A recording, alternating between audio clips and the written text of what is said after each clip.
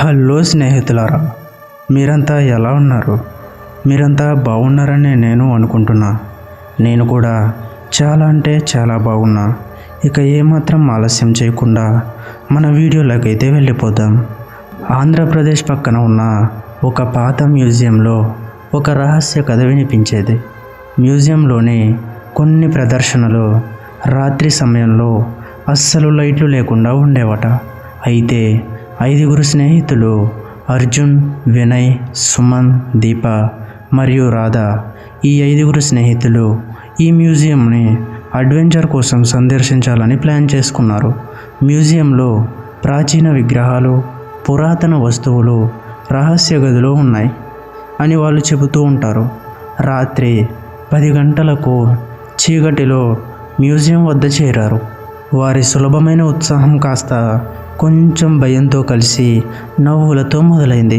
Museum వద్ద అడుగు పెట్టగానే గోడల మీద పాత చిత్రాలు, విగ్రహాలు దారుణమైన రీతిలో చూస్తున్నట్లు అనిపించాయి. వాతావరణం చల్లగా, కొంత గందరగోళంగా ఉంది. ఒక్కో మూసివేయబడిన గది, రహస్యంగా తెరిచే గోడ, శబ్దాలు వినిపించాయి. అర్జున్ ఫోన్లో లైట్ ఆన్ చేసి ఆరంభించాడు. వినయ్ కొంత భయంగా, ఇక్కడ ఎవరైనా ఉన్నారా అని అడిగాడు. సుమన్ నవ్వుతూ, ఏంటి రాత్రి మ్యూజియంలోకి అడ్వెంచర్ అని చెప్పాడు. కానీ రాధ అనుకోకుండా గోడపైన ఒక పాత విగ్రహంలో కళ్ళు కదిలేవి అని గమనించింది. దీప స్నేహితుల దృష్టిని మరల్చేందుకు ఒక ప్రాచీన పటం పైకి లేపింది. అకస్మాత్తుగా అక్కడ ఒక శబ్దం వినిపించింది. అది పాదాల అడుగుల వలె మృత్యువు చేరినట్లు అనిపించింది. ఆ శబ్దం వలన అందరి శరీరం మీద గుబులు పడింది. అర్జున్ ముందుకెళ్ళి నేరుగా నాకెక్కడా భయం లేదు అని చెప్పాడు. కానీ తన గుండె వేగంగా కొట్టుకుంటుంది. మ్యూజియంలో ఉన్న కొన్ని విగ్రహాలు, చిత్రాలు ఒక్కోసారి తమను వీక్షిస్తూ ఉన్నట్లు అనిపించాయి. సుమన్ హసిస్తూ మ్యూజియంలోని పాత కొలంబియం గదిలోకి వెళ్ళాడు. అక్కడ కొన్ని పాత వస్తువులు ఉన్నాయి. ఒక్కసారిగా గోడ మీద మసకబారిన శబ్దం వినిపించింది. దానివల్ల రాధ కన్ను విరుచుకుపోయింది. ఒక్కో ప్రాచీన వస్తువుకి దగ్గరగా వెళ్ళగానే విగ్రహాలు కదిలేలా అనిపించడం మొదలైంది. అయితే 5 స్నేహితులలో కొందరు భయంతో వెనక్కి తగ్గారు. కానీ అర్జున్ ఇది కేవలం వాయిస్ ఎఫెక్ట్ అని చెప్పి ముందుకు వెళ్ళాడు. అకస్మాత్తుగా విగ్రహాల నుండి మిగతా శక్తి బయలుదేరింది. ఒక విగ్రహం కళ్ళులాగా మెరిసింది. దీప అర్థం చేసుకోకుండా ఆ విగ్రహాన్ని తాకింది. అది భయంకరంగా ఆ విగ్రహం నుండి ఒక పొగల, రక్తంలా కనిపించే దుస్తులు బయటికి వచ్చినట్లయింది. దీప కేకలు వేసి కిందకు పడింది.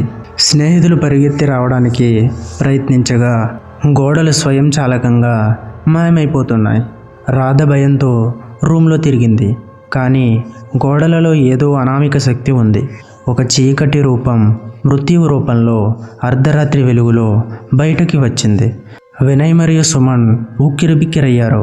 ఆ చీకటి రూపం పక్కన ఉన్న రకరకాల వస్తువులను లాగేసింది. దానివల్ల గోడల నుండి శబ్దం ఎక్కువగా వినిపించేది. అర్జున్ రూమ్లో వెనక్కి తిరిగి పారిపోయే ప్రయత్నం చేశాడు. కానీ ఒక్కో దశలో తలుపులు తీయబడి మూతివేశాయి. మ్యూజియంలోని ప్రతి గది రహస్య గది. వీటిలోని ప్రతి వస్తువు, ప్రతి విగ్రహం వారిని ఎదుర్కొంటున్నాయి. రాధ, సుమన్, వినయ్, దీప ఒక్కొక్కరు ఒక్కో గదిలో విభజించబడ్డారు. ఒక్కోసారి చీకటి రూపం కేకలు మోగిస్తూ వారి దారులలో కనిపించింది. దీప మరలా అనుమానం లేకుండా ఇది భూతం అని అర్థం చేసుకుంది. కానీ అది చివరి అర్థం కాదు. ఆ చీకటి శక్తి ఒక్కోరిని ఒక్కోరుగా వేరు చేసి మెల్లగా, చల్లగా, భయంకరంగా వదిలిపెట్టింది. రాధ ఒక గదిలో తప్పించుకుంటూ ఆ చీకటి శక్తి ఎదుర్కొంది. అది ఒక పాత వస్తువుకు దగ్గరగా పడ్డప్పుడు వస్తువు స్వయంచాలకంగా లేతగోరుగా మెరిసింది. రాధ మెల్లగా భయంతో వెనక్కి అడుగుపెట్టింది. చీకటి రూపం ఆమెకు దగ్గరగా వచ్చి కళ్ళలోకి సూర్యకాంతిలా మెరిసే చూపు చూపించింది. సుమన్ మరియు వినయ్ వేరే గదిలో విగ్రహాల మధ్యలో చిక్కుకున్నారు. చీకటి శక్తి వారి శ్వాసను ఆపేసి వారిని మూత్రం లాగించేలా భయపెట్టింది. సుమన్ పక్కనే ఉన్న విగ్రహాన్ని తాకగా అది జీవితంలా కదిలింది. వినయ్ అరచెప్పి పరిగెత్తాడు. కానీ చీకటి శక్తి అతని పక్కన ఉంచి దిశ తప్పించేలా చేసింది. అర్జున్ చివరి రూమ్లో చీకటి రూపాన్ని ఎదుర్కొన్నాడు. ఆ చీకటి శక్తి అతన్ని మెల్లగా భయపరిచే రీతిలో సన్నిహితమైంది. అతను చీకటి రూపానికి ఎదురుగా నిలిచాడు. అర్జున్ చివరి రూమ్లో చీకటి రూపాన్ని ఎదుర్కొన్నాడు. ఆ చీకటి శక్తి అతన్ని మెల్లగా భయపెట్టే రీతిలో సన్నిహితమైంది. అతను చీకటి రూపానికి ఎదురుగా నిల్చున్నాడు. కానీ ఒక్కో క్షణంలో తన శక్తిని కోల్పోతున్నట్లు అనిపించింది. మ్యూజియంలోని ప్రతి వస్తువు, విగ్రహం, ప్రతి గది చీకటి శక్తికి పనిచేస్తుంది. దీప, రాధ, సుమన్, వినయ్, అర్జున్ ఒక్కో వ్యక్తిని ఒక్కో గదిలో వేరు చేస్తూ చివరికి వారిని అంతిమ రహస్య గదిలోకి లాగింది. ఆ గదిలోకి చేరిన వెంటనే చీకటి రూపం పూర్తిగా బయటికి వచ్చింది. అది దెయ్యాల కట్టుగా, విగ్రహాల కంటే పెద్దగా, రక్తంలా కనిపించింది. 5 స్నేహితులలో ఒక్కరూ పక్కన నిలబడలేరు. ప్రతి ఒక్కరి కన్ను నుండి జల్లులు రాలిపోయాయి. వారి శబ్దాలు గోడలలో మిగిలిపోయాయి. చివరి క్షణాల్లో చీకటి శక్తి వారిని ఒక్కొక్కరిగా రక్తమయంగా, పొగల, భయంకర రూపంలో మార్చేసింది. మ్యూజియంలోని ప్రతి వస్తువు, విగ్రహం, గది వారిని సాక్షిగా చూశాయి. ఆ రాత్రి మ్యూజియంలో ఎవ్వరూ ఆ 5గురు స్నేహితులను తిరిగి చూడలేదు. మ్యూజియం ప్రదర్శన గదులు తర్వాతి రోజు కూడా అందరికీ రహస్యంగా ఉన్నాయి. కానీ అప్పుడు అక్కడి భూతం నిశ్శబ్దంగా ప్రతి వ్యక్తిని ఎదుర్కొనేలా ఎదురు చూస్తుంది. మ్యూజియంలో వచ్చే ఎవ్వరూ ఆ 5గురు స్నేహితుల గుండె ఊపిరి రేట్లను తెలుసుకోలేరు. ఇప్పుడు ఆ మ్యూజియం రాత్రి సమయంలో ఒక భయంకర ఆకర్షణ.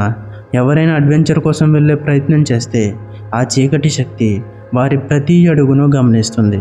మ్యూజియంలో భూతం ఎప్పటికీ ఆ 5గురు స్నేహితులను భయపరిచిన రాత్రి కథను పునరావృతం చేస్తుంది. ఈ భయం ఎవ్వరూ ఊహించని విధంగా ఎల్లప్పుడూ మ్యూజియంలో నిలిచిపోతుంది.